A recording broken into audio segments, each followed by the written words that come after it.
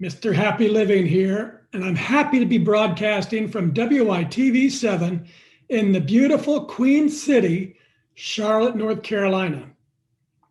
Hey, folks, I love church pastors and nonprofit entrepreneurs and business executives and corporate trainers and people from every walk of life that have discovered their reason for being on this planet. And that's why I love Terry Tolbert. He's all those things and the founder of A2 Ministries International, on a mission to provide training for pastors and church leaders to help them develop global discipleship and multiply small group leadership too. Hey, Terry, welcome to the Something Significant Show. Great. Thanks, Matt. It's great to be here. I appreciate it. Our pleasure. So tell the audience, what are you doing these days to leave your mark of significance on the world? Wow, that's a great question, Matt. You know, I've been very fortunate for almost a year now to be the president of an organization called Sports Outreach. And even during COVID, was able to make a change and was able to come over to an organization that's very committed to reaching the world through sports and reaching people for Christ, and doing both things on the field and off the field. And we can spend a little bit of time, maybe later talking about that. But the short story is that we're committed at Sports Outreach to build leaders. And when I heard about this opportunity in my own personal passions and trying to build leaders and trying to build leaders that build leaders, it really grabbed my attention, and it fit not only the ministry aspect, but the overall goal of making disciples and building leaders. Love it. So take us back in time to 2006 and to the end of your 21 years as a full-time pastor to become a senior account executive for a technology company. Yeah. What was that all about? So yeah, it's a great history, a great story. As you mentioned, I was a pastor for 21 years, actually in 5 different churches. And so I had an opportunity to be in several denominations. Many of them were very large churches. And really, my heart has been, since I was a new Christian at the age of 17, was about discipleship. And I remember when I first became a Christian, I was so hungry to learn and to grow. And I was reading books, and I had just about every navigator process that you could have. And I started moving that into the church. And really what started happening, Matt, was the church was more interested about Sunday morning. All of our volunteer base, it seemed, was about Sunday morning. People in the parking lot, people greeting, people ushering, children, youth, all sorts of musicians, all the energy that went into putting together this amazing show, a great message, great music, video, lights, the whole thing. And then we'd all say, okay, we'll see you again next week. And after doing that for year after year, I kept trying to build discipleship in spite of that.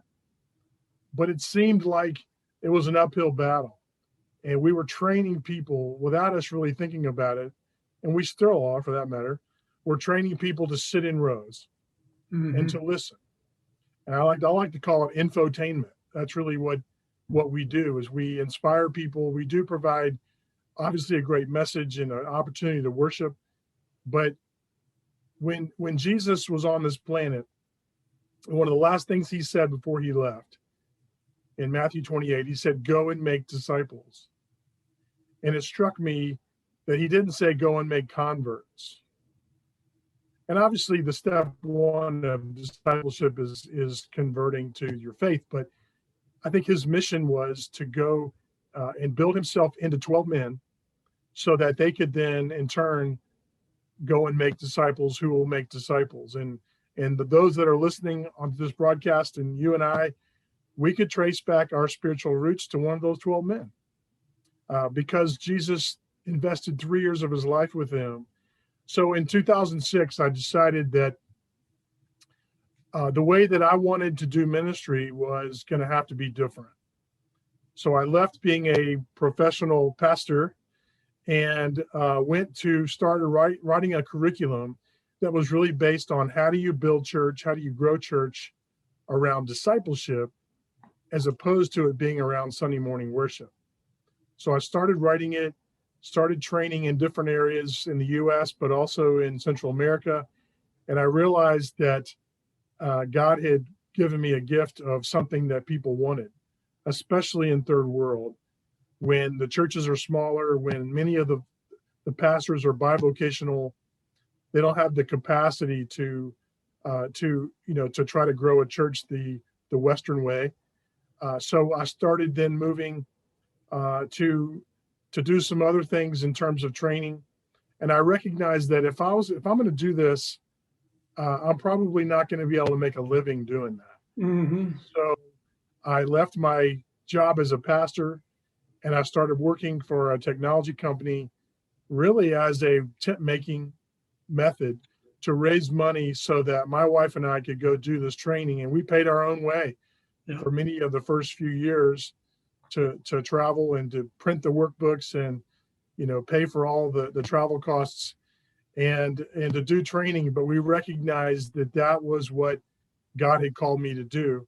And so now, ever since then, I've been taking at least 1 or 2 trips a year to third world primarily to train pastors and church leaders on a very practical how-to step on how do you grow a church, how do you build leaders, and how do you grow discipleship to where you're able to eventually even plant new churches. And so that's what drove me in 2006 to make that step. Very good. Okay. So quickly, let's go forward 10 years. And how do you see the world of small group ministry and discipleship changing from now to 2030? What's the big hope you have? Yeah, great question. Well, I'm fortunate enough to where I have children that are in their 20s. And so I have an opportunity.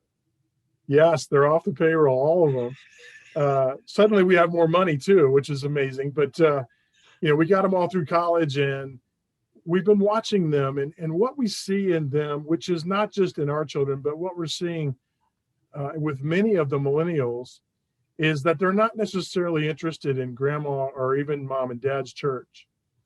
They want something more relevant. These are kids that have grown up with social media. They want something very personal. They want something very relational. And we've created these big mega churches where we broadcast sermons over video. We create another show in another venue. And what we're seeing is that these kids aren't interested in that. Mm-hmm. And the numbers are just astounding to watch the decline that's happening in the church. Barna just did a study in 2016 that's just shocking. And so I think where we're going to be in 2030, and my hope and my prayer is that we will be more like the Acts 2 model church. Not a new model. I mean, it's really going back to our core, where if you read Acts 2, you see a church that's mobile. You see a church that cares for one another. They share whatever they have in common. It says that they are bringing people to the Lord every day. They have favor with the people. They still have worship. They still have teaching. They still break bread together. They still have communion. But there's something different in the model where they're able to mobilize. Evangelism doesn't just depend on the pastor giving an altar call. People are meeting Jesus in homes and maybe know Jesus for a long time before they ever darken the doors of a church. Mm-hmm. And it's to be able to see our homes, to be able to see our groups as another doorway to the church. That there are some people who've been burned by the church, some people who have been hurt by the church or just not quite there yet. But they will come to your house. They will come in and listen to what you have to say. And so I see a church that has become decentralized instead of being centralized, like moving it out. Many other things, they got bigger and bigger and centralized and broadcasting, and now they're getting broken apart and decentralized and localized. And that's fascinating. If the church does the same thing, that's great. That'd be very cool. And Matt, I think pastors get nervous because they think, oh, we've got to reach the thousands, but I think if we just look at Jesus's model, I mean, this is God in the flesh. He could have done church any way that he wanted to, and he decided to invest in 12 people. Yeah. And he changed the world. So if we just recognize that by investing in one person, and having that person invest in someone and continue that process, we could literally reach the entire world in 20 or 25 years. Yeah. So it's not just a new trend. I think it is where we're headed. Medicine's the same way. And it's also similar. It was country docs taking care of the people who they knew. Then it became centralized and siloed and specialized and broadcast. And now it's breaking apart into, they don't call them country docs, they call them naturopaths or functional medicine doctors. But it's the same story. Sure. And it's very fascinating. Okay. Sure. So I define significance as doing things you love in places you love with people you love and creating something of value for others. It's doing and it's giving, but you can't give from an empty cup. So what are your personal practices, Terry? Physical, mental, spiritual, financial, emotional? What things do you do to increase your capacity so you can take good care of yourself and your family and still have plenty to give to others? That's a great question, Matt. Goals have always been a big part of my life. And there's even times when I've done training where I go into organizations and work with executives on goals. It's that important. Even personal goals like financial, physical, spiritual, because they're not going to have the capacity to give to their employees and their staff if they're not balanced. But one of the things that my wife and I started doing that has revolutionized not only our personal lives, but our marriage and our family, is that every December we go away for an entire day and we block it out. We put our technology away and we spend that day praying alone and then coming together, and we come away with what are our physical, our mental, spiritual, financial, family goals, career goals. And then we come away with 2 or 3 that we're going to work on together. Mm-hmm. Obviously, we'll continue to do the things that impact me, myself, but we always come up with a God goal as well. And let me just give you one example of that. When we got married, we had a lot of debt, and that became immediately our God goal. That what I mean by that is, it's not something that we can explain if we reach it. To me, a God goal means it's something that only God can do. Mm. So we set this first God goal of getting out of debt that year. And it was crazy. I mean, you look at it on paper, there would be no way. And God did it. Mm. We look back on it, and again, we can't explain it. We don't know how it happened. We got a commission here, we got a check here, and all of a sudden, God answered our prayer. And so because of that, we are faithful every December to go off and set those goals, because we know that ultimately we don't want to get to the end of a year and say, gosh, why didn't we do this? Or we didn't take a vacation this year as a family, or we didn't save enough money to go buy that.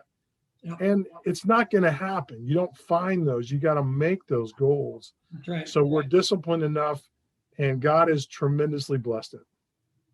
Very good. Good capacity builder. It's the first one, the annual prayer silent day. Yeah.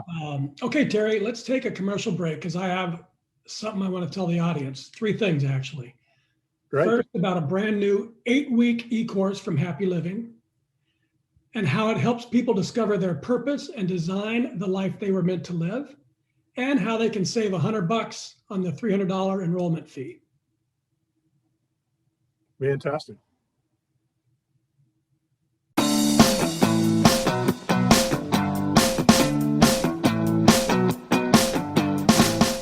Mr. Happy Living here. I love good things made for good people. That's why I love Happy Living's online e-course. It's an 8-week long deep dive into you and the inspired life you want to live. The life you were put here on this earth to live. The one that you and only you can live. 8 weeks of lectures and ideas and topics and supporting materials and powerful self-improvement tools. All designed for you. All designed to help you create the tools and the power and the confidence you need to discover your purpose and to discover the life you were meant to live and to feel incredibly inspired and motivated to decide you will live your life to its fullest. It's all designed to help you create the unique and distinct philosophy of you and your inspired life. Go to happyliving.com, select our e-course, and save $100 with promo code WITV7. And for every enrollment, I'll donate another $100 to WITV7. For $300 and about 30 hours, I promise you'll never, ever be the same again.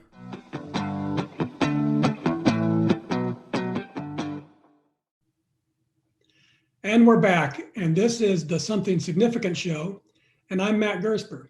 Hey friends, to be happy, really, truly, deeply happy, you got to find a way to find your purpose. You got to find a way to live the life you were meant to live. So join me on a journey of discovery and exploration with our e-course, The Philosophy of You and Your Inspired Life. We're ready to begin an 8-week deep dive into working on you and the life you were meant to live. And now, back to my special guest, Terry Tolbert. He's living the life he was meant to live, training pastors and church leaders in Nicaragua, in Honduras, in Rwanda, in Uganda, all around the world. He's teaching them to really fulfill all the purposes of the church in small groups while living the lives they were meant to live too. So Terry, give us a quick overview of your overnight life-changing retreat with God that you call Encounter Retreat. Our Encounter Retreat is a really interesting tool. One of the things we noticed in church was that there were people coming to the church that were broken. There were people that may have recently given their life to Christ, but they still had some habits, some hang-ups, some addictions, some issues. And we were obviously wanting to get them into the life of discipleship. But we recognized that there were people that were coming into these groups and they were really dominating the group. They were crying, they were upset, they had challenges. And of course, people wanted to be very sensitive and caring. But week in and week out became really difficult, and it started to damage and if not, started to destroy some of the groups. So we recognized that we needed a weekend retreat to help people become aware of some of these hurts and hangups that they had. So the Encounter Retreat was something that I came across down in Baton Rouge, Louisiana, the great church down there with Larry Stockstill, and was able to take some of what they're doing, but adapt it a little bit to some of the churches I was working in and make it an impactful one overnight weekend. And what it really does is they come away with freedom. That's sort of the key word. Doing some business, spiritual warfare, becoming aware of things that we have had experienced in our life, things that have maybe damaged us spiritually or emotionally, be able to move forward with forgiveness, maybe reconciliation. Maybe it's to recognize that they need to go get some professional counseling. But amazingly enough, that is part of a discipleship process.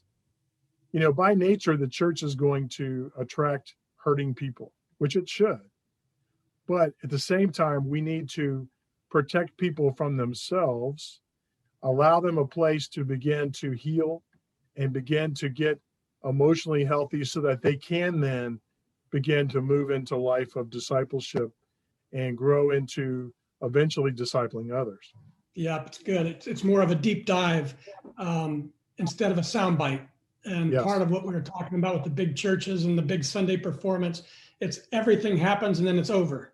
And you don't get the chance for deep engagement, which was really one of the things I tried to put together for the e-course. That's why I made it 8 weeks long. It takes time to recognize and decide and then to make change. Good stuff. So Terry, my second book, Turning Inspiration into Action, is all about transformation and explores the idea that big transformations and discovery of purpose often come from devastation. We were just talking about addiction, disease, death, disaster. Some big crisis shakes your life, but I've used a happier way and discovered the path to purpose in my life with inspiration. So the question for you is, was there a specific moment or a situation when either devastation or inspiration revealed to you the purpose you were meant to live? Yeah, great question, Matt. And, for me, it was pretty clear when I think about what God has called me to do with A2 Ministries.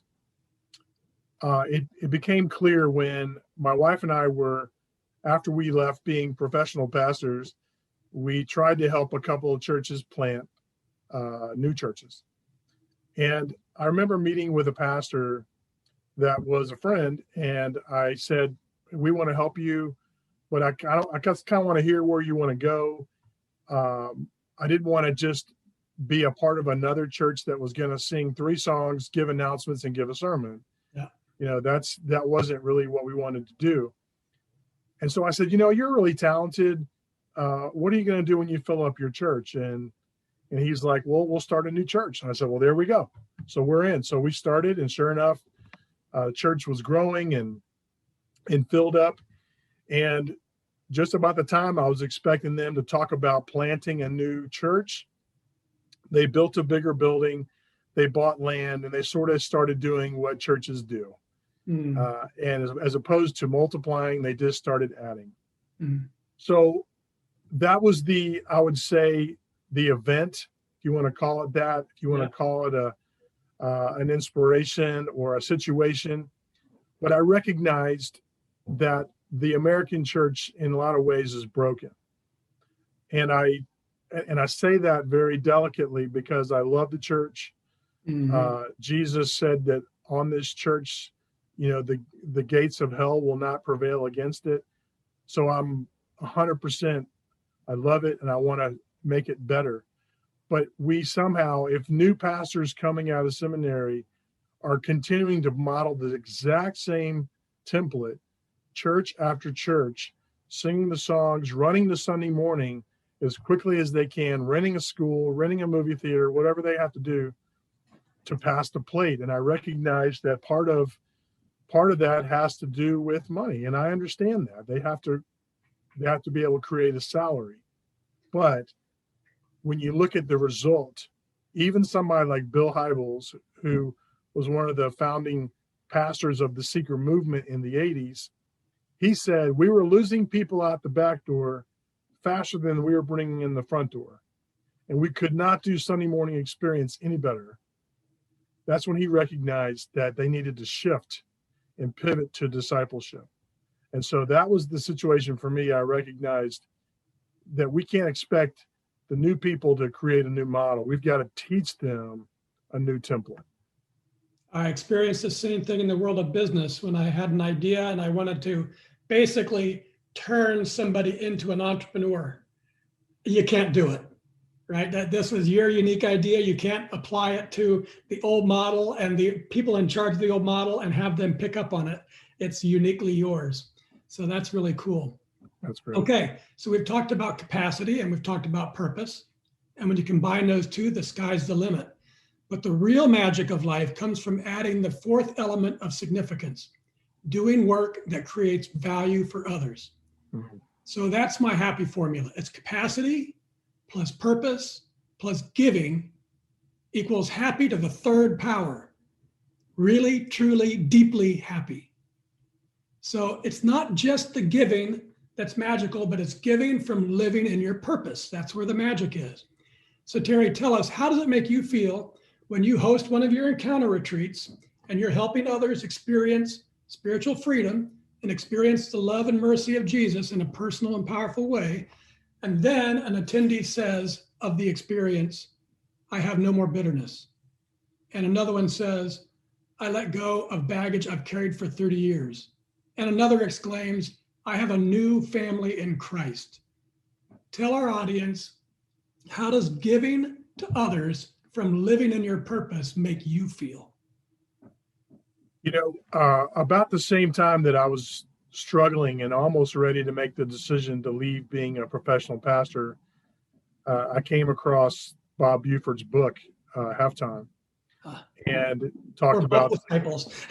Yeah, he talked about significance, and I recognized that I was at that halftime in my life. That the whole first half of my life was about building success, growing a family and developing a career and trying to save money and get a house and do all those things. But I recognized that I wanted to have a life of significance. So started making some changes over the next couple of years to try to get there. My wife has been an amazing partner to help me do that, to support and encourage me to take those steps, and in many ways has helped continue also to provide income so that would help fund what I want to do. But when I've been able to look at a person at a training conference or at an encounter retreat and to see life change, that's when you've reached a point of significance. Yeah. If I just wish for any of your viewers that if they could actually experience leading someone to Christ, watching someone grow in their faith to lead someone else to Christ, or now watching a person get a call to go into ministry. I mean, there's nothing more significant than that. My first church, I was blessed enough to have a great discipleship program and a great group of about 25 young people, and 5 of them went on to full-time ministry. And I look back at that, and I think it had nothing to do with me. It had to do with the Holy Spirit. But I also think that if we're not making that call to people, if we're not challenging them to consider ministry as an option, to listen to what God might be wanting to do with them, to give them a life of real significance, not just existing and not just trying to get to retirement, which is what everyone seems to be their goal, to get to that number so you can retire. Yeah. It has more to do with what you're going to result in heaven, the crowns you're going to see in heaven. That to me is significance. Yeah, and I think it's interesting. Yours is so powerful because we're talking about, getting to heaven. It's kind of it's the big one, but and you're a pastor. So, but if I'm an automobile mechanic, and that's my purpose, and you turn, you convert someone and you create a disciple, that's fine. I'm glad you got that done, Terry. What I'm really excited about is I brought somebody into the car world. And I think that's the thing. It means so much to you because it's so authentically you that's there.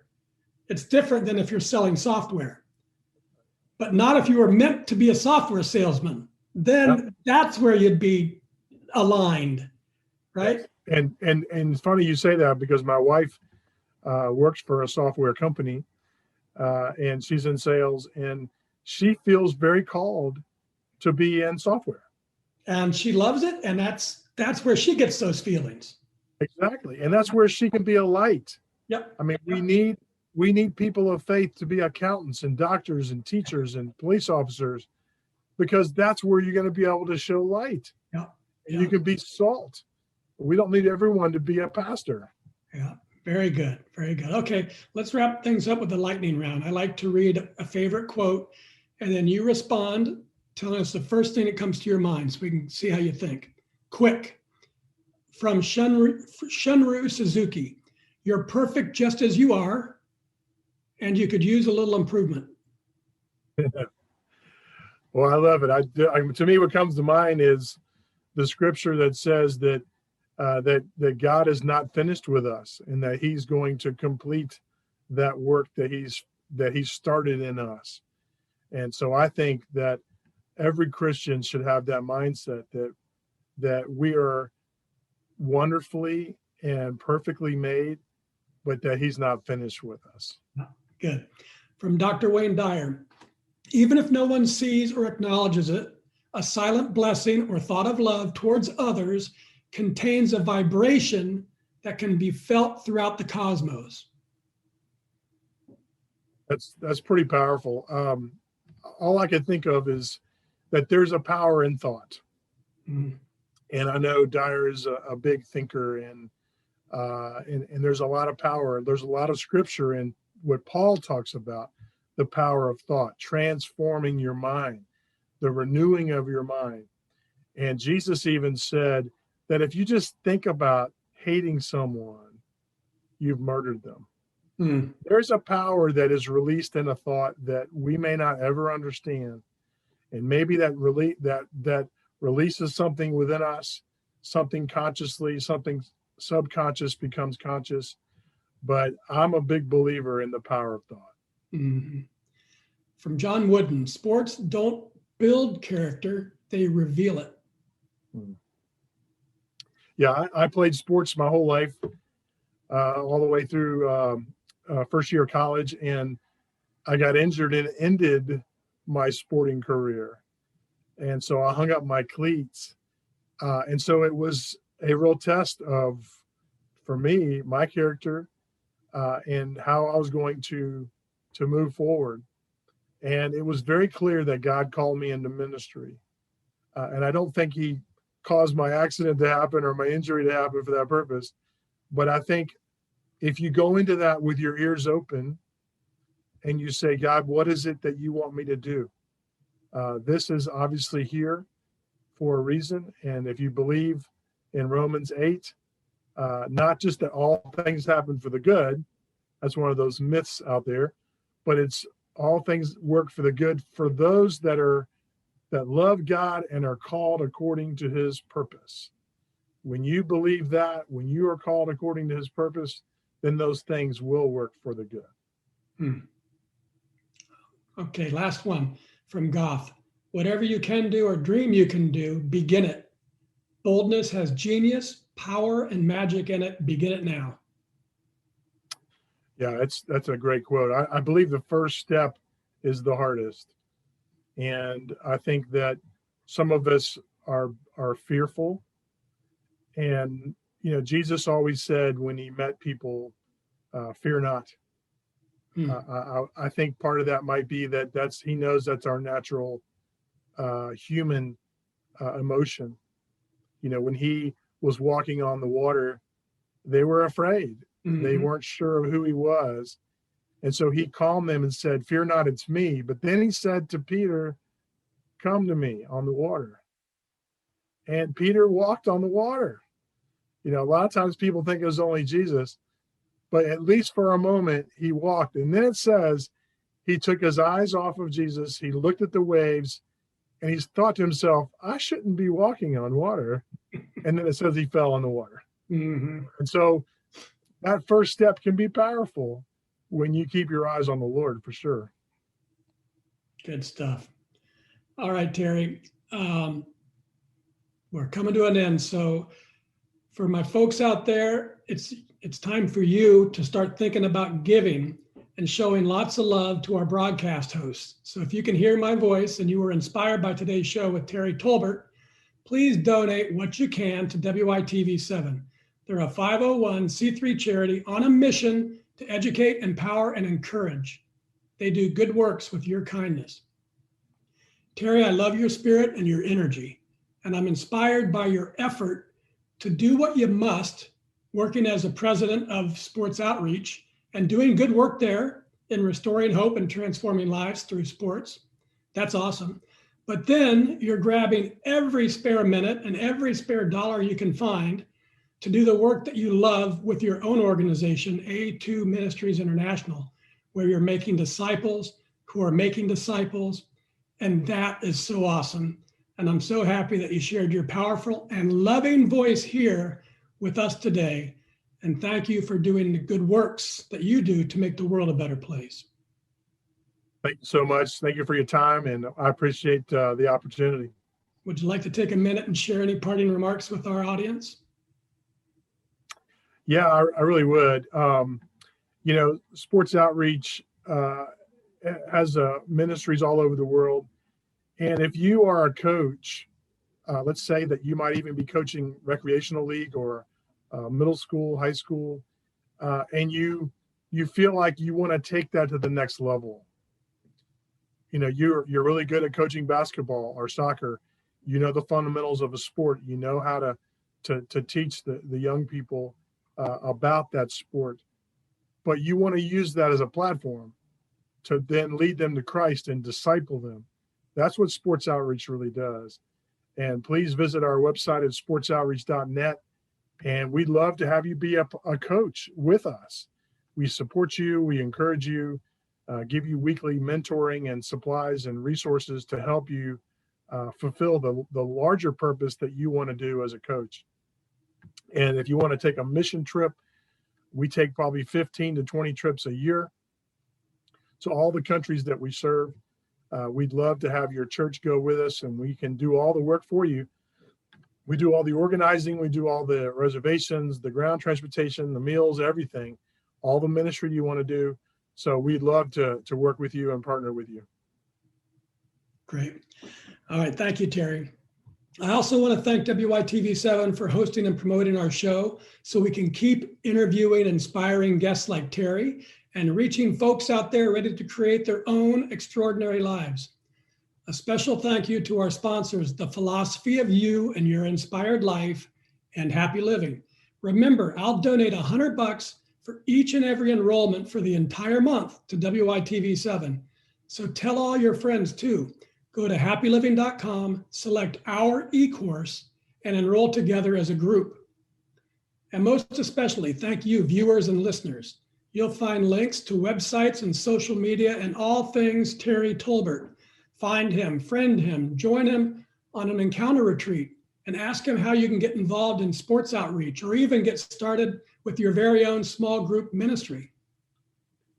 From me to you, dear friends, I love you and I want you to be happy. We do the Something Significant show to inspire you to live your life to its fullest, to believe as I do that a better self is always possible today and every day for the rest of our lives. And that inspired life you've been dreaming about, I hear it calling you. It's calling you to be bold, to take action, to start moving along your path, the special one to your dream, your unique and distinctive journey, because that's where you're going to find the way to make your mark of significance on the world. Till next time, I'm Matt Gersper. You are awesome, and this is the Something Significant show. And we're out.